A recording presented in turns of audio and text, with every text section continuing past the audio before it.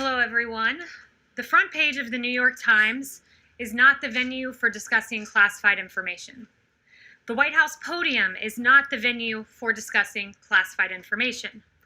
We are here today having this discussion because of an irresponsible, anonymous leak to the New York Times. There is no good scenario as a result of this New York Times report. Who's going to want to cooperate with the United States intelligence community? Who's going to want to be a source or an asset if they know that their identity could be disclosed? Which allies will want to share information with us if they know that some rogue intelligence officer can go splash that information on the front page of a major U.S. newspaper?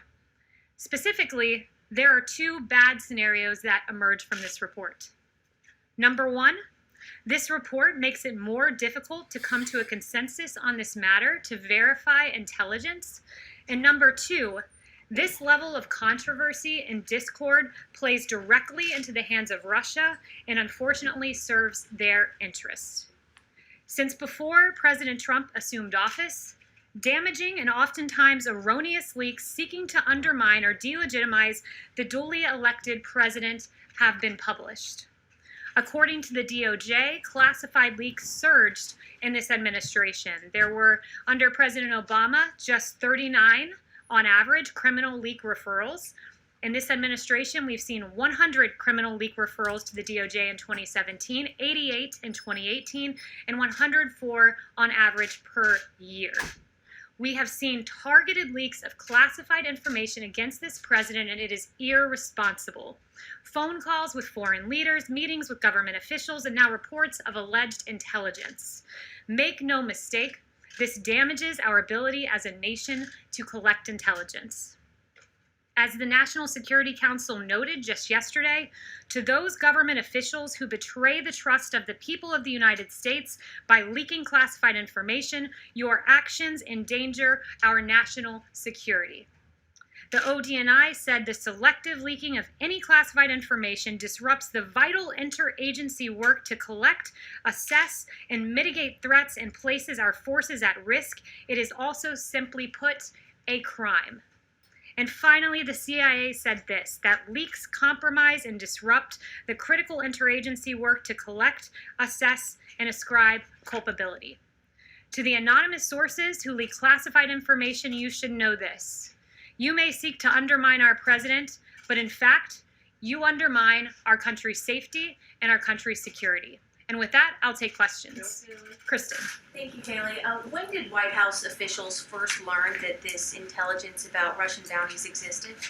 I will say this, the president was never briefed on this. This intelligence still has not been verified, and there's no consensus among the intelligence community. Does the president wish that he had been briefed sooner? I mean, today Joe Biden called it a dereliction of duty.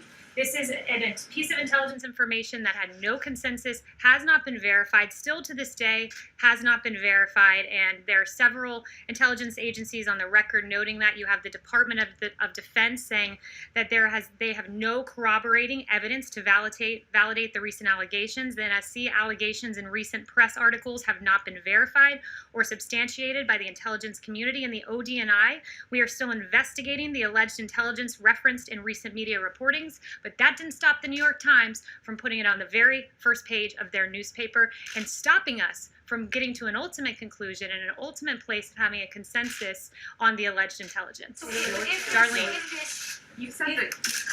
Just one more question. If this intelligence does turn out to be true, is the president prepared to take some serious action against Russia and Russian President Vladimir Putin? The president has always taken tough, unadulterated action against Russia. We saw that there's no diplomatic presence on the west coast of our country of Russia because the president closed the consulates. We saw he expelled 60 Russian intelligence officers, sanctioned hundreds of targets, withdrew from the INF Treaty, the Open Skies Treaty, tried to halt Nord Stream, still trying to do that, impose visa sanctions, and many other actions. So make no mistake, this president is prepared to act and will always act in protecting our American troops. We saw in Syria and the strikes in 2018 that dozens of Russian mercenaries were killed. He will always act to protect American troops. That is indeed his track record. Darlene. There's a briefing intel briefing on the president's schedule today. Will this matter be part of his briefing this afternoon? The president has been briefed on what is unfortunately in the public domain because of the New York Times and the irresponsible leak. Yes, he has been briefed, but that does not change the fact that there is no consensus on this intelligence that still has yet to be verified. I have one question. Yeah, Darlene? On another subject. Republican allies of the president, like Kevin McCarthy and Lamar Alexander, have said that it would be great if the president would wear a mask in public, sometimes, to set an example. How much weight do words from McCarthy and Lamar Alexander carry with the president? The president has said he has no problem with masks, that he encourages people to make whatever decision is best for their safety and to follow what their local jurisdictions say. CDC guidelines are still recommended but not required. And the president is the most tested man in America. It's his decision whether to wear a mask. Justin. That's to set an example. Justin. I wanted to loop back on you saying that the president never been briefed. There's, I think, some dispute over whether in February his PDB included this intelligence information. So I'm wondering if you can say whether or not, he may not have read the briefing book that he was presented with, but was he at some point at least given access to this information? So the PDB is a top secret document that is widely disseminated among government. I will never sit here and confirm or deny what is in a top secret document. So I'll leave it at that.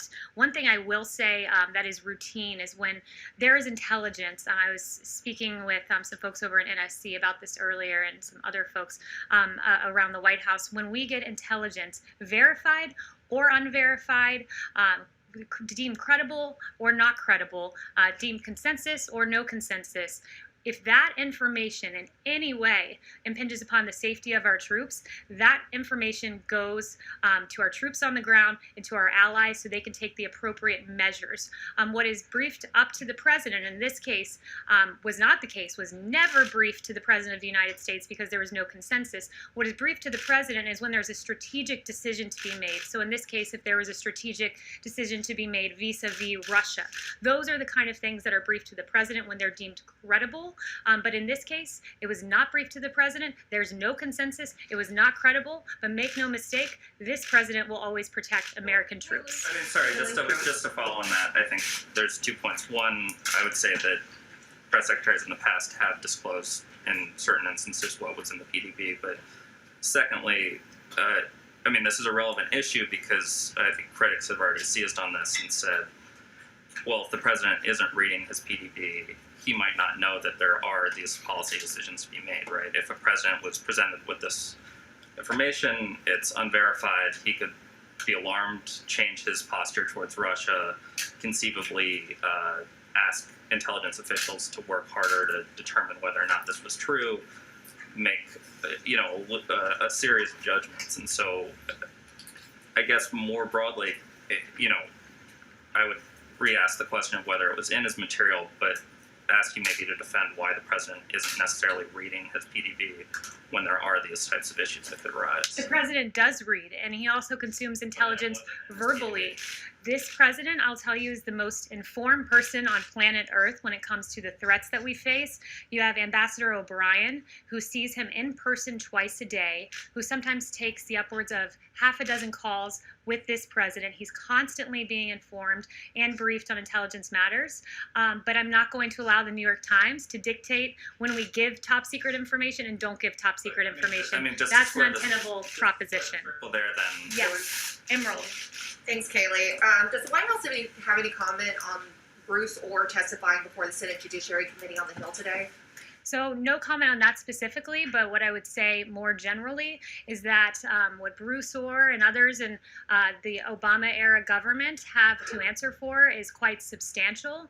When you had a dossier full of lies weaponized against this president, Bruce Orr's wife, of course, being involved in the creation of that dossier, which was funded by the Democrat National Committee and in coordination with the Hillary Clinton campaign, and was used to spy on the Trump campaign to be the basis for 2 FISA warrants to launch a 3-year investigation into Russia collusion that ultimately ended in an exoneration of this president and an immense waste of taxpayer dollars. Mr. Orr and many others have a whole lot of questions to answer for. Why was it behind closed doors? Why wasn't it televised given the public interest in these players in the Russia investigation? That would be a question for Congress, but I think the public deserves to know Mr. Orr's answers on those matters. And then one more, if I may. Opened about leakers. Democrat lawmakers are calling for a briefing from intelligence officials. They aren't satisfied with the White House personnel today. Is there a concern to brief Democratic lawmakers, especially Adam Schiff, given the leaks out of his committee? Look, I mean, I think that Democrats should come forward in good faith, and if anyone has politicized intelligence, we've had the New York Times acting entirely irresponsibly, and you have the Democrat Party politicizing this information, which I think is absolutely disgraceful. Elena. Hi, yes, thank you, Kelly.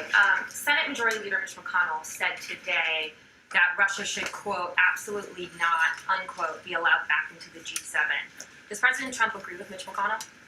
Look, I haven't spoken to him on that matter. The president believes that we have to have diplomatic relations with the top economies of the world, but there's been no one that's been tougher on Russia than this president. I went through several of those actions. And also, I would note that when it comes to acting on viable, actionable, credible intelligence, there has been no one who has acted more forcefully than this president. He has a track record of that. He has made protecting our American troops overseas his highest and strongest priority. As you know, Soleimani was responsible for the deaths of 600 Americans and thousands maimed from, quote, explosively formed penetrators, other improvised explosive devices, improvised rocket-assisted munitions, rockets, mortars, rocket-propelled grenades, small arms snipers, and other attacks in Iraq. This is what Soleimani did to our American troops. You had President Bush, who declined to strike Soleimani, who was, quote, in the crosshairs, according to the New York Times. You had Obama Biden, who, quote, never made an effort to strike Soleimani. But you had this president, who, when he had actionable intelligence to protect American troops, he did it. He took that option. He was criticized by Democrats. Democrats condemned Trump's strike on Soleimani, as your publication Axios had in a headline. NBC said Democrats demand answers on Soleimani killing. Politico top Democrats blast Trump's false justification for Soleimani killing. And The Atlantic asked, why kill Soleimani now? We removed Soleimani from the battlefield. President Trump did to protect our American troops based on credible intelligence. He did the same with al-Baghdadi, who was responsible for 300 public beheadings, who killed thousands of captured prisoners of war. When this president had actionable intelligence, he took action, criticized by Democrats for it, but that's what this president does. He acts in defense of our American troops. Sorry, David. just a follow-up, Kelly. You said it was targeted leaking in the New York Times. Who's doing the targeting and why are they doing it? It's a great question, but these are rogue intelligence officers who are imperiling our troops' lives. We will not be able to get, very likely not be able to get a consensus on this intelligence because of what was leaked to the New York Times. And you have both the NSC, ODNI, and CIA all noting what damage this leaks does, not just to the safety of our troops, which is paramount, but to the ability of the United States to aggregate information from our allies and have assets and get this valuable information. So who's doing it? It's Members of the IC are going after Trump. Is that what you're saying? It very possibly could be. And if that's the case, it is absolutely despicable. Kelly? Yes. On that note, is the Trump administration doing anything or taking any action like an audit of the IC, or what steps are you planning on taking to try to find the source of the leaks? Well, make no mistake, the DOJ has done several criminal leak referrals, 120 in 2017, 88 in 2018, 104 on average per year under President Trump. So we do take those steps. And we do have a president who ultimately, when it comes down to the safety of our troops, he doesn't take impulsive action, he takes deliberate action. And we saw that in the killing of Soleimani and the killing of al-Baghdadi and the protecting of our troops. And at the same time, when you had Iran who shot down a drone, he chose not to strike back in that instance. He chose to protect civilians, to protect our troops. It was the measured response. It was the proportionate response. And ultimately, the ultimate way to protect American troops is to not get into needless foreign wars. This president is on record for decades and decades and decades opposing foreign wars, and Iraq is a great example, nearly 2-decade war. You have this president who, when Washington was unanimous in saying, we're going into Iraq, this president said, no, that's not the right decision. He's wound down our troop presence in Afghanistan and Iraq, and he's ultimately protected American troops and kept this country safe. And this president has a very strong foreign policy record to be incredibly proud of. Thank you.